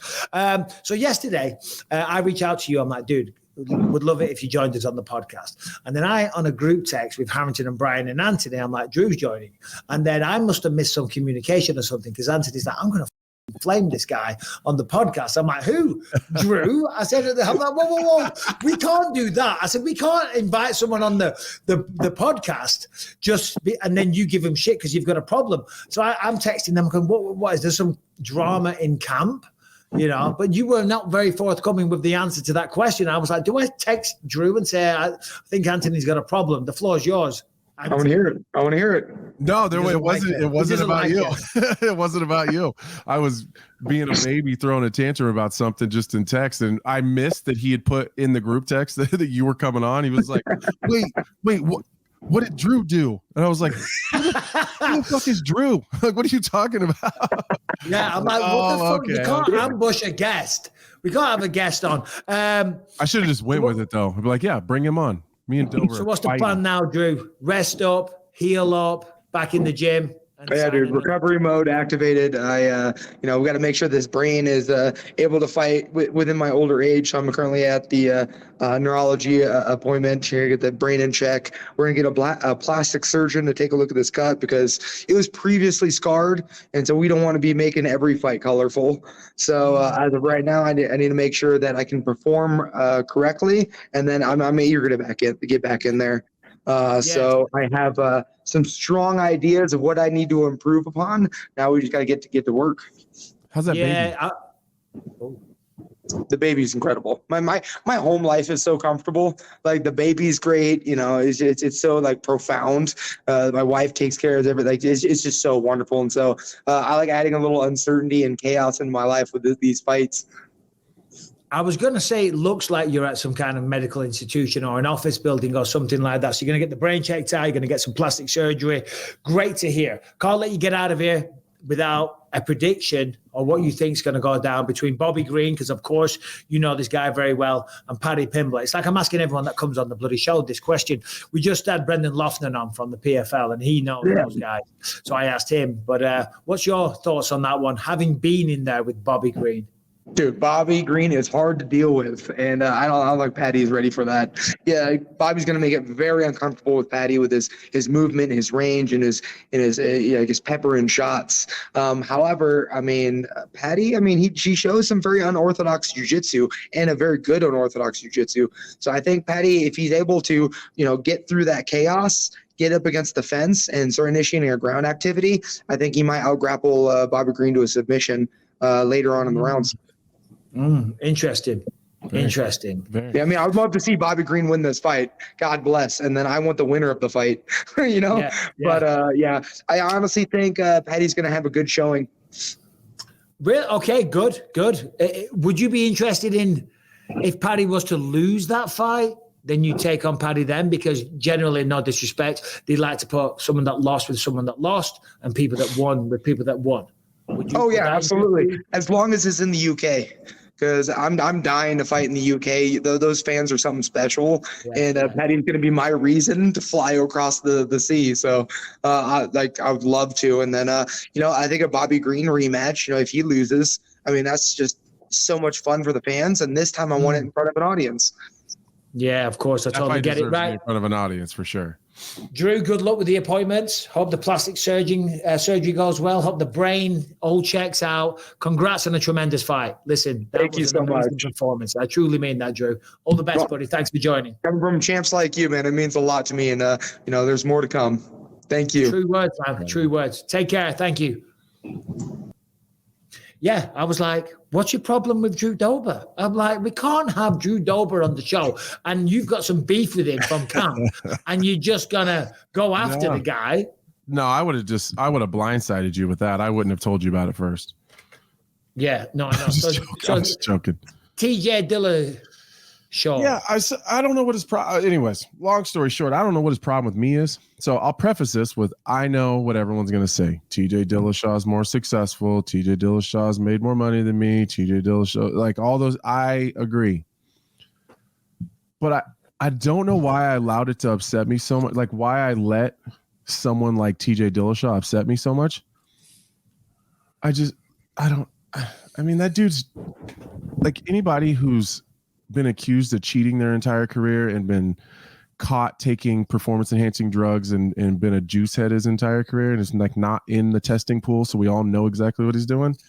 I don't know why I would take the opinion of him to heart. So I don't know why I let it piss me off so bad, but it did. The Rampage thing kind of hurt my feelings a little bit because I've been such a big, like, Rampage is my favorite fighter and was since I was a teenager. So I think that it was just like being made fun of by TJ Dillashaw with Rampage, I think hurt my feelings. But like, I don't know why I let a guy like TJ Dillashaw is not the moral, the moral high ground of guys that I want to worry about hurting my feelings. So I was fired up yesterday though. Yeah, I mean, listen, as you said before, you said to me on the call, maybe you picked him to lose a fight or something like that. Yeah, maybe. I've never spoken to him in person. Fighters are sensitive, so then they respond and they do that. Like I was telling Harrington on a couple of shows ago, I was having a couple of digs about the weight miss of Kelvin Gastelum. Yeah. Kelvin Gastelum shot me a DM talking shit, threatening me. Yeah. He's like, hey, I see all the digs. I'll see you soon, Mike. I went, okay, mate. Yeah, just lay off the Jimmy bars in the meantime. Is that what you said? By Jim. Yeah, that's precisely what I said. All right, buddy. Fucking see you soon. Fighters are sensitive, so maybe you did that. So then therefore he's like, when he gets a chance publicly, take a shot, that's just. And maybe I won't. Maybe he's right. Maybe I'll never be the champion. But I'll also never do a lot of the things that he's been accused of and caught doing. So like, whatever. But you know what you do, Anthony? You know what you do? You take that passion that you've clearly got there and you turn it into a positive. You know what I mean? Yeah. You take that because it angers you and it pisses you off and it upsets you. It's like, and I've said this a million times, when I jumped on top of the cage after I won the belt and I said, it wasn't to Luke, it was to all those people, like your TJ Dillashaws, like your journalists, like all the dickheads that will be in the comment section here, that all go online, all the people that make content talking shit, It was to all those people because they're out there. You know they're out there. Sure. Try and avoid it all because it's all negative bullshit energy. But the problem is the little mini narcissist inside us, because we've all got that little part, certainly as fighters, you're kind of intrigued to know what people are saying. So you do a little investigation and then you're like, I wish I'd never bothered, because people talk shit. But it's human nature to want to know what people are saying. Absolutely. But harness that and use it in the correct way. Also, we all know the problems that Luke Rockhold and I used to have. I mean, I told Luke Rockhold one time I was going to beat him up in aisle 5 of Walmart, like in a press conference, battered him. And then we go on and whatever, we squash whatever we have going on fairly recently. You know what kind of asshole you have to be for Luke Rockhold to step in and defend me? Like, you know what kind of prick you have to be for Luke Rockhold to say, wait, let's stick up for Anthony here for a second. That's crazy. That's crazy. I mean, the best thing TJ Dillashaw ever did was make his logo a snake. You know what I mean? Listen, I trained TJ on The Ultimate Fighter. I didn't have any bad experiences, and I haven't seen him very much here and there. But you got all the stuff with the steroids, It's not good. It's not a good look, and it was EPO. I remember Jeff Nowitzki telling me, we got one. We got, because I whenever I saw him, I always like, so we got anything, and he's like, I can't tell you anything. And I'm like, come on, Jeff, come on. We're having a beer one night. I'm like, come on, Jeff, come on. He's like, well, we got one. He said, but I can't tell you. He said, but when this breaks, you're going to know, because this person, you cannot accidentally test positive. You cannot ingest it by accident. If you're taking EPO, it's 100% you cheated. It wasn't like you took a tainted supplement. Right. You know what I'm saying? Right. He wouldn't tell me shit. He was just like, we got someone good for you coming up. Yeah, we got a good one coming. Yeah. So, I don't know, man. I've never had an interaction with him. Maybe he's a great guy and I pissed him off at some point in time. Whatever. I think I've only guys. That's what the little feisty bastard. He doesn't. I don't even know if he fights anymore. Like, I think I've only ever worked one event he's ever fought on, maybe two. I think I've worked the Sandhagen event, and I don't think I've ever worked another one. That might be the only one I've ever worked. Don't matter. You feel better? Yeah, I felt better I felt better. Got it off your chest. I think after I talked to you, I felt better. Yeah, yesterday. I know. Uncle Mike over here giving out the counter. Yeah, I was fired up. All right, this episode is sponsored by Fitbod, which will create a personalized workout routine for you based on your goals, your fitness level, and your available equipment. If you want to work out, but you're bored of your routine, if you can't afford access to a gym, right? If you're just working out at home, if you're on the road a lot, if you just can't, you can't find the time to squeeze in a workout, then Fitbod, where you can do it from your convenience, you can do it by just looking at your phone, and you can do it wherever you are on the planet. As I say, it creates a personalized workout for you. It adapts as you improve, so each workout becomes more challenging. It pushes you to make progress. You can track all of your muscle recovery so you avoid burnout. You keep up your momentum. It is fine-tuned by experienced, certified personal trainers to bring you the best practices and exercise science. And you can also learn the movements the correct way, because there is over 1,000 high-definition demonstration videos, so you can perfect the form. So realistically, you've got no reason not to work out. And by the way, it is incredibly cheap. We have an insane offer where you can try this app out for free. So try it out for free, see if you like it. Right? If you're on the road, if you just don't have time, if you feel a little intimidated by going to a gym, perhaps, maybe you're a little bit overweight and you want to lose a few pounds. I know that feeling. I've been wanting to go down to the Ruka gym. Well, it's not Ruka anymore, but we train with Pereira and everyone. I'm like, I got to get my cardio up first. So maybe you want to lose a few pounds before you go to a gym. Fitbod will do you a workout routine so you can just do it at home. Put in whatever equipment that you have available to you. Maybe you got a lot at home. Maybe you've got nothing. Maybe you've just got the park bench or some miscellaneous equipment to use. Fitbod will do you a killer workout. As I said, you can try the app out for free when you go to fitbod.me/believe. If you want to sign up, you get 25% off your subscription. So this really is an amazing one. Add Fitbod to your workout essentials. Join Fitbod today to get your personalized workout plan. Get 25% off your subscription, or try the app out for free at fitbod.me/believe. /believe. All right, Harrington, please give us a mixed martial arts story. I know which one you're going to pick. It's old Hamzat Chimayev. Yeah, Hamzat, he might not have been good enough for the fight with Robert Whittaker, but he was able to answer the call for this challenge. A YouTuber had to survive 1 minute in the cage with Hamzat. How do you guys think he did? Not great. Not good. Most people in the first round, world-class mixed martial artists, former pound for pounds, don't do well in the first minute. A YouTuber's not going to do well. Press play, Brian.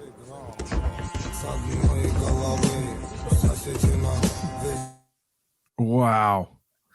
That's reminiscent of me sparring Louis J. Gomez at the Ruka Training Center. All those body shots, too. I know. Where's the ref? Where's the ref? Oh, Hamzat is just like, yeah, you want to do this? No problem. It's like Sean Strickland. Do you know what I mean? Mm-hmm. All these people rock up to the gym and they challenge him and he does the same thing. And it's like, you know what? I don't agree with it, but you're kind of putting them in a position where they've kind of got to do that. Yeah. Because it's like, if I don't smash you to pieces, then it looks good for you. Mm-hmm. So I have to smash you, brother. I almost had a situation like that over the weekend. Go on. But it was kind of a different deal.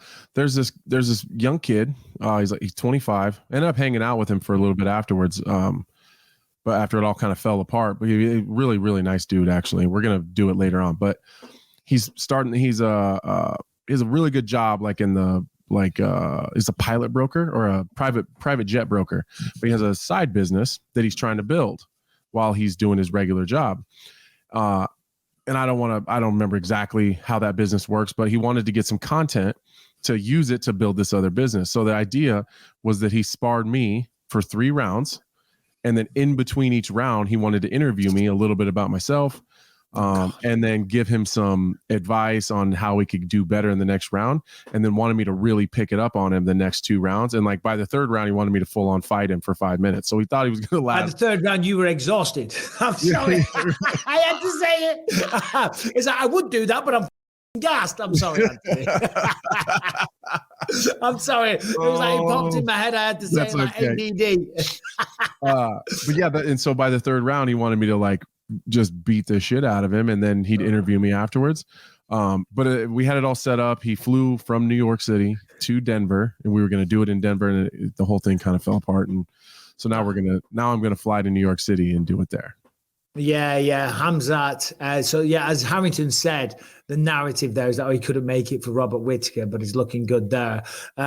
Speaking of Whittaker, that was a little bit of a shot at Hamzat. It was a dig from Harrington. A little bit of a shot. Yeah. A little bit. But speaking of Robert Whittaker and speaking of Sean Strickland, what's your thoughts on that? Sean Strickland sitting out waiting on the sidelines because he feels he is owed a title shot. I'd never like it when guys publicly come out and say that they're going to wait, they're going to sit and wait for a title shot. That hasn't always worked out. It a lot of time, most of the time it doesn't. But I agree with his explanation of why he thinks like that. I have a hard time not agreeing with him. Like everybody that beat the 2 people that has beaten Whittaker, he believes he beat Adesanya. Adesanya beat Whittaker twice. He believes he beat Duplessis. That was a really close fight. Even Dana came out and publicly said he thinks Whittaker beat Duplessis. Either way, in his mind and in Dana's mind, Strickland has beat both the people that are about to fight for the title. So why? And he's coming off of a win in a fight that he didn't really want to fight anyways, over a really tough guy. That would potentially put him in line for a title shot. But the fan in me really wants to watch Robert Whittaker and Sean Strickland fight because I'm so curious. Yeah, I'm so curious how that goes. I think that's a really good fight. That's as good of a fight as you can make in any division across the UFC. That's 2 of the best guys around. I really want to see that fight, and I don't want something bad to happen to Strickland that he can't control. Like when you sit and wait, sometimes You never know what's going to happen in the division. You never like maybe those guys have some knockdown, drag out, insane fight of the year candidate, and they want to immediately run it back. You just never know. And then what? Maybe Whittaker, Strickland falls off a motorcycle again, which he just did. Do you know what I mean? Maybe he hurts himself, blows out a knee. Maybe whoever. Or maybe Whittaker fights someone next and looks incredible, and you can't deny him, and they have to put him in. Another Ikram Aliskerov. Right. Smokes him, and it's like, well, now, just like Dustin Poirier kind of gazumped Justin Gaethje. He did. Gaethje lost his fight, but you know what I'm saying? Right. Benoit Saint-Denis type of moment. Exactly. You know? And then people on social media, this is not me, people on social media saying, oh, Sean Strickland's fighting all these people out there, all these influencers, but yet he doesn't want to fight Robert Whittaker. I kind of get his point, though. I do understand it, and I kind of agree with you on both sides of it. And as a fan, I would love to see it. Did you see the latest victim of Sean Strickland is David Goggins? Yeah. What is going on there? Strickland kind of took a shot at a bunch of Navy SEALs, and David Goggins is an easy target, you know, if that's because he's not going to really let you just kind of run your mouth about Navy SEALs and not going to say anything. I think that those two guys would actually get along really well if they just hung out. Like they have really wacky personalities, and they're both super brash and speak very loudly and surely. I think that they would probably get along if they would just hang out for a little bit. Well, that was another one, wasn't it? That was another victim of Strickland. The Navy SEAL showed up at the gym. Oh, They talked a bit of crap online. And he fought him for 25 minutes. Oh, did he really? He apparently, Strickland said he lasted the full 25. Yeah, that's a long time. He looks like he beat the shit out of him, but I only saw little bits of clips, certainly not 25 minutes worth, but he was putting it on him for sure. So fair play to that guy. Hey, I wish I could do that. What? I wish someone would show up at my gym and want to fight. Oh, I was going to say, what, go for 25 minutes at a full pace? Yeah. God damn it. I know, I'm sorry. But you just said it. You just said, I wish I could do that. I'm like, what? No, I want your own jokes. I want a YouTuber to show up at the gym and want to fight me. That's what Let's make it happen. No, that's not going to happen. Should I show up at the gym? I'm a YouTuber, bro. You are a YouTuber, though. Let's fucking go. Boom. Wouldn't that be stupid? Boom. Like YouTuber knocks out UFC fighter, and it's like you standing over me. Like, that's not fair. That's not fair. We could get Harrington down there. Harrington fancies himself as a tough guy. He trains. He is undefeated, right? I believe so. No, Harrington, are you undefeated? He's not. No, Alex I'm very defeated. Beat him up. Are you, okay, that's not even 500? A little true. What? I'm above 500. Oh, okay. Well, that's a winning record, and you're a YouTuber. Okay. If you want me to be your victim, sure. Like, I'll take a flight wherever you guys want to send me. I'll pay for it if you fly here. Right. We will do. Let's pick a date.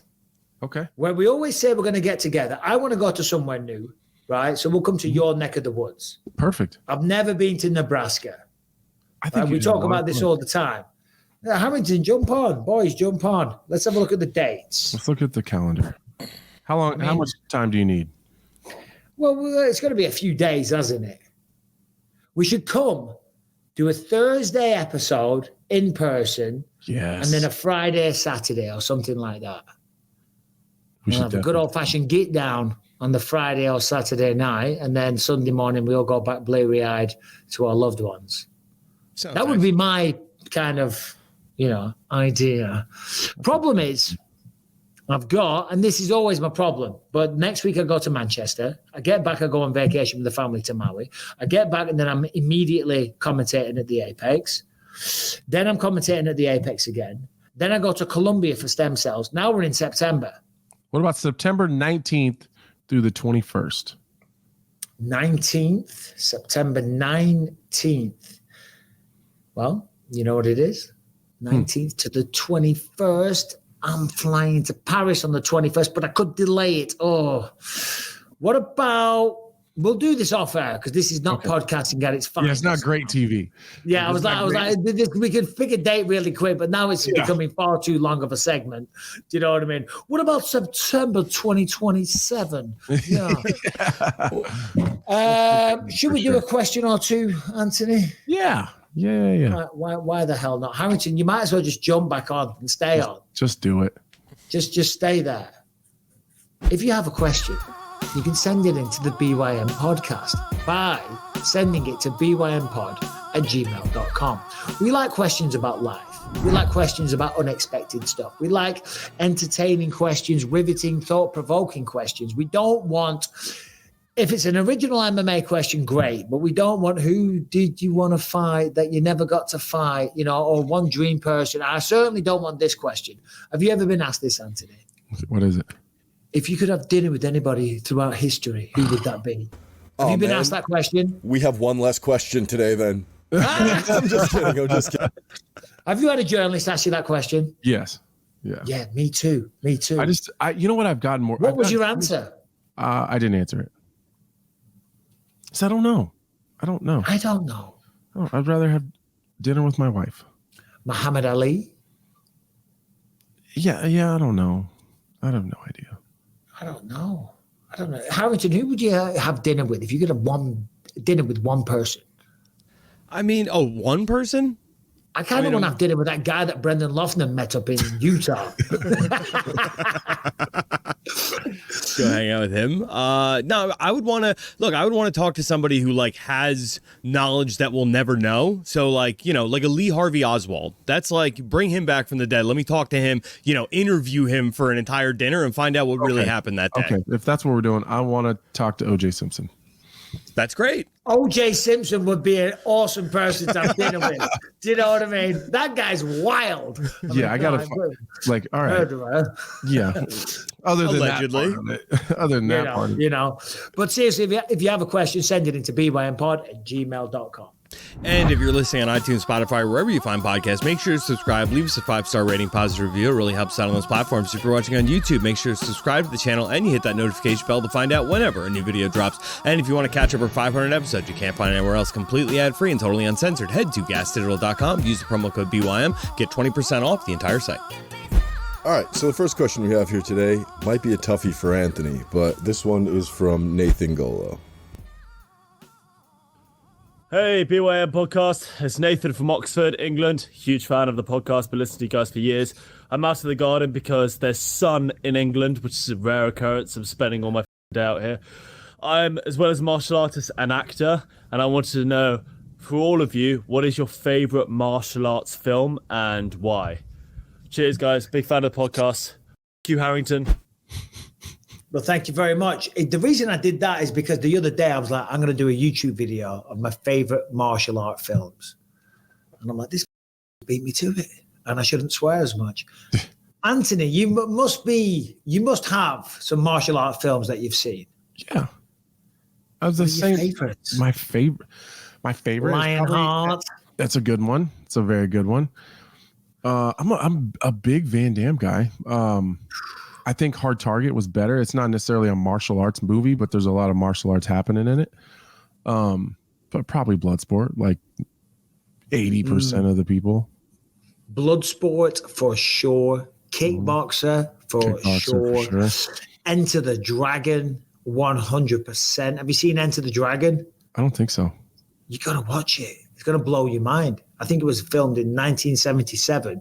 The movie starts, Bruce Lee is wearing the old school Vale Tudor shorts, MMA gloves, hits the guy with a combination, does a scissor takedown and arm bars him.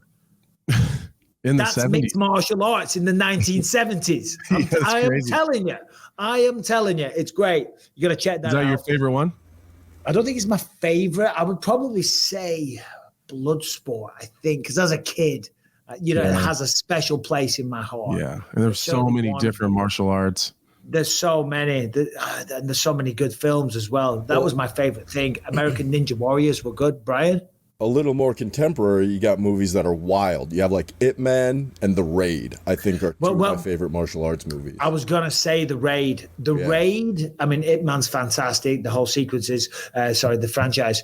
The Raid. If you haven't seen The Raid, Anthony, watch The Raid.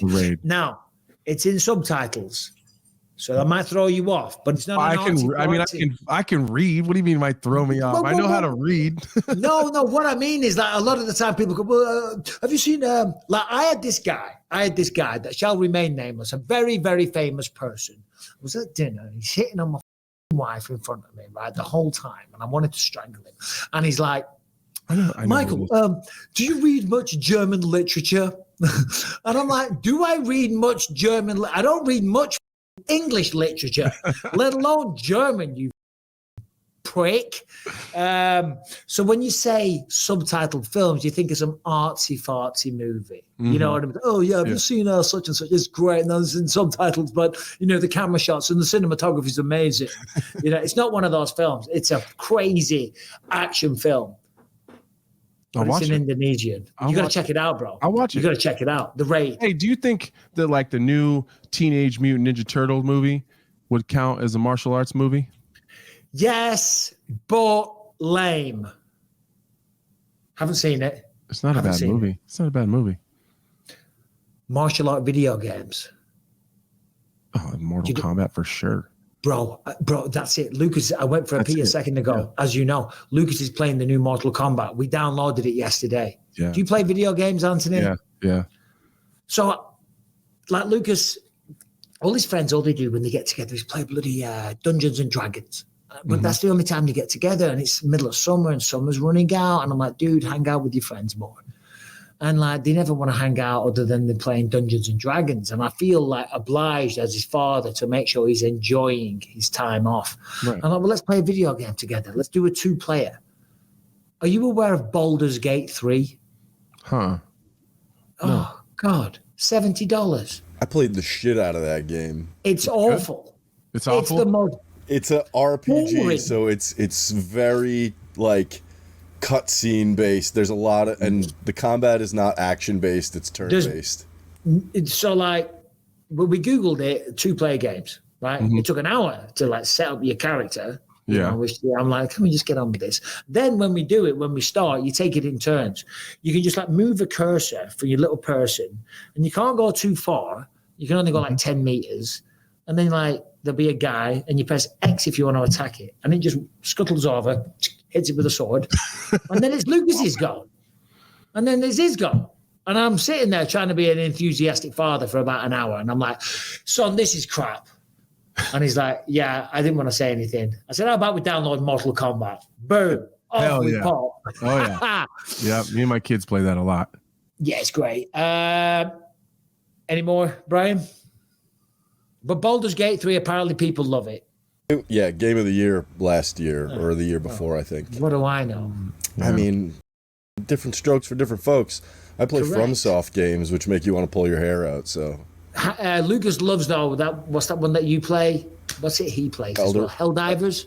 Helldivers is fun. I haven't played it in a while, but it was fun when it came out for sure. Yeah.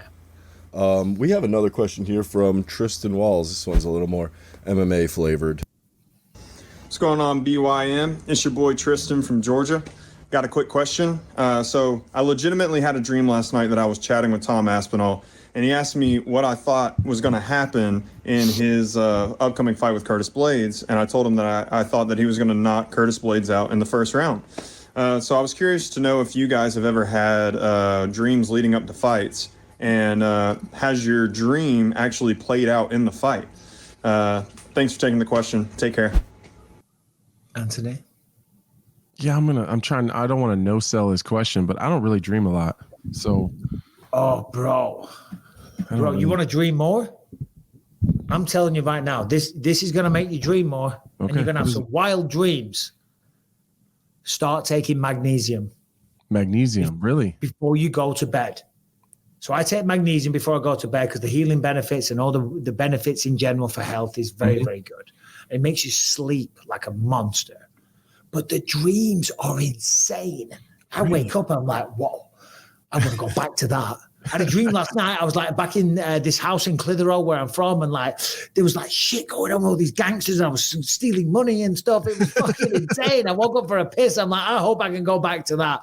The dreams are so vivid that I'm telling you. Yeah. All right. Well, I'm going to have to try that out. Yeah, I'm going to do that for sure. And I sleep like shit. Magnesium. I'm telling you, dude, magnesium, it will really help. I've had premonitions. I've had thoughts. I've seen images of how the fights will go. they've rarely been correct. You're always imagining it going way better than it's going to. I remember saying to one of my coaches at the time, I've had a vision, I've seen it when I fought Matt Hamill. I know what's going to happen. I've seen it in my mind. He's like, well, what happens? I said, well, he comes running at me. I step to the side. It's a clean 1-2, both, and he's out. That's not how it down. No, I got ragdolled. Have you had one of those? Yeah. I always think the fights are going to go way better than they absolutely do. Yeah. Absolutely. Never great. Well, Anthony, that was fun. Yeah, it was a good time. Let's do it again. Thank you for watching. Please subscribe and ring the bell if you haven't done so. Take care. By the way, nobody rings the bell. Have you ever rung a bell in your life? On YouTube? Oh, no, never. Yeah, never. No, exactly. So don't worry about ringing the bell, but bloody subscribe. Take it easy.